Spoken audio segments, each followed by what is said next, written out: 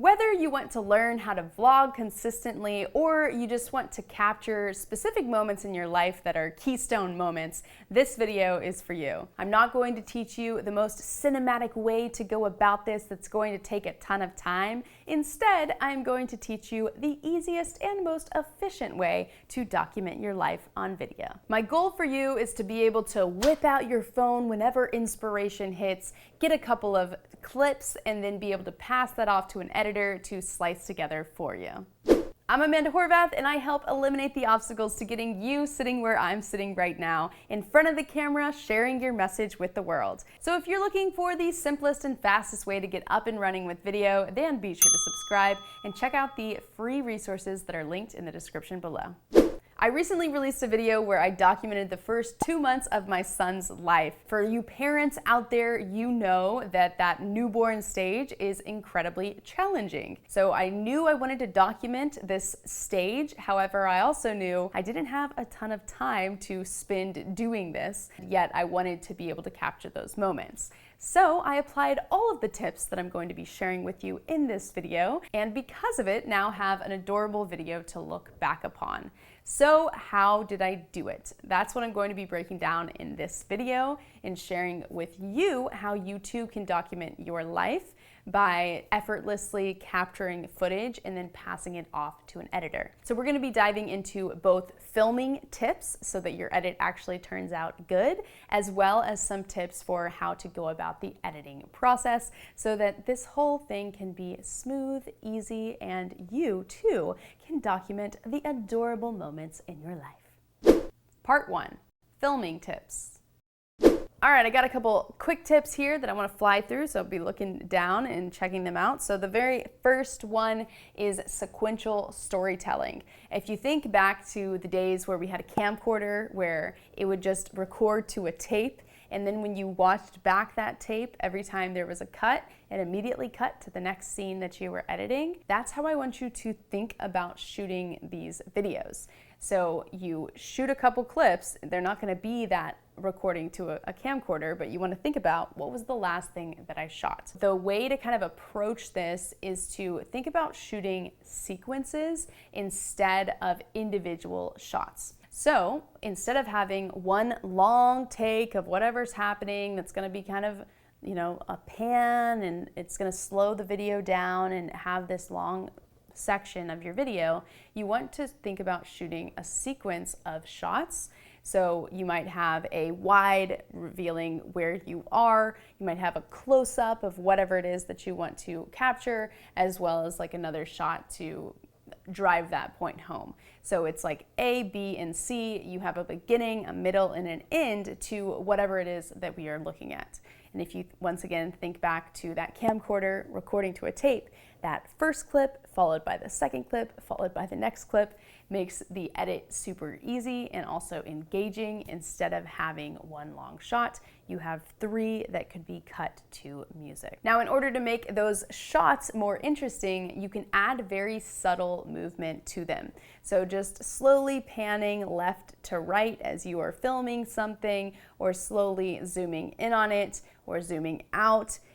Just by moving your body or moving your hands can make it a lot more interesting to watch.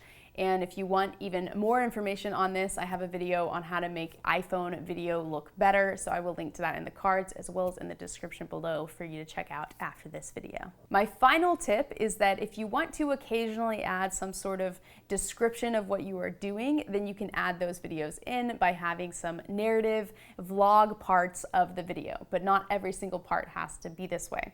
So you might say, right now we're about to head over here and we're about to do this. And then you have the sequence that you shot after that. And so that can make it interesting because instead of just having the entire video with music and sequential shots, you have an occasional moment where you are kind of talking to the audience about what is happening, but you're not having to do it constantly throughout the video. So quick recap of what it is. 1, you want to do sequential visual storytelling. 2, you want to have sequences instead of individual shots. 3, you want to add simple, slow movements where you can. And 4, add narrative at any point throughout the video in order to mix things up. Part 2, editing tips.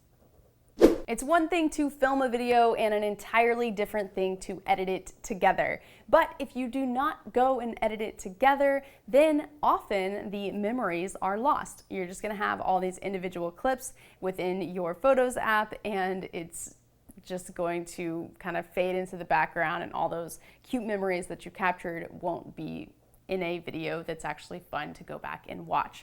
So I want to emphasize the importance of editing. Now, there are two ways that I'm going to recommend going about this depending on your end goals.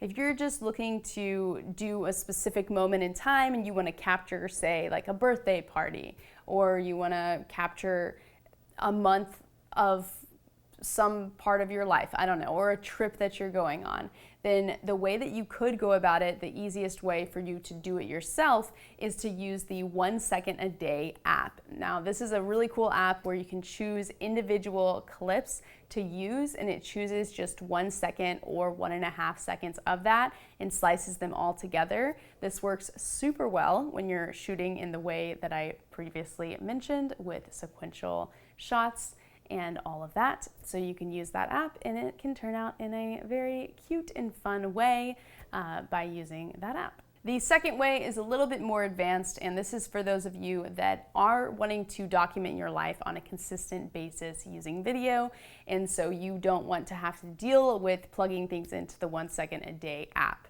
And the way that I recommend you go about this is to hire an outsourced editor that you can work with on a consistent basis. Now, how do you go about doing that? I get this question all the time, so I actually put together a training that walks you guys through it. It's an online course where I tell you exactly where to go to find that person and how to train them. So I will link to that in the description below. But essentially, you go to Upwork, Fiverr, onlinejobs.ph. Those are the different places that you can find an outsourced editor, and you're going to ship them all of the footage by putting it on a Google Drive, and then they're going to download and get creative with that footage themselves. And the tip here that I recommend is just let them run with it and do what they do in order to turn out the video and be happy with it. That's going to save you a lot of time, and just be happy that this moment is captured in a certain way instead of getting very nitpicky about the edit itself. Now, if it's a really important moment that you really want to capture, then you could try multiple different editors to see how that edit comes back.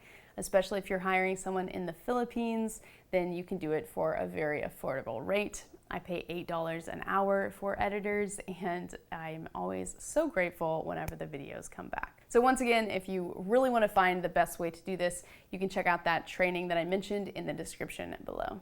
So hopefully these tips were helpful. If they were, please be sure to click like. It really helps me out, and it gets this video out to more people so that more people can document their life. Because it is an important thing, my friends. We are documenting history every time you hit record. If you have any further questions, be sure to drop them in the comments section below, and I'll be sure to hit you back. Thanks for watching, and I'll see you in the next video.